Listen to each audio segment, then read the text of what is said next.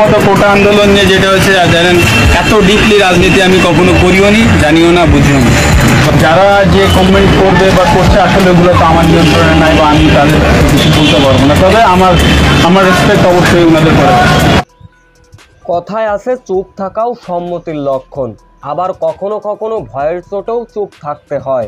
তবে মাশরাফি বিন মুর্তজা আজকে যেটা সবার সামনে বললেন, সেটা যদি আন্দোলন চলাকালীন সময় একটা ভেরিফাই ফেসবুক পেজে স্ট্যাটাস বা ভিডিও বার্তায় বলতেন, তাহলে হয়তো তার বিলাসবহুল বাড়ি এবং ভক্তদের কাছে তাহলে আর অপমান আর লাঞ্ছিত হতে হতো না।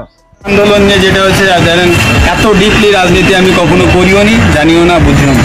তো আমি যেটা আগেও ক্লিয়ারলি বললাম যে আমার উদ্দেশ্য খুব সিম্পল, যেটা আমি মানুষের জন্য করে শান্তি পাই, কাজ পাই, ততটুকুই করা।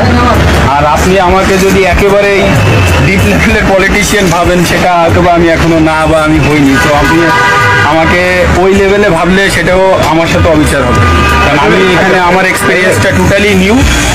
তবে হ্যাঁ, আমি যেটা বলেছি অবশ্যই ভালো কাজ করতে চাই, সেটা সামনে হয়তো বা দেখা যাবে আমি কতটুকু করতে পারি।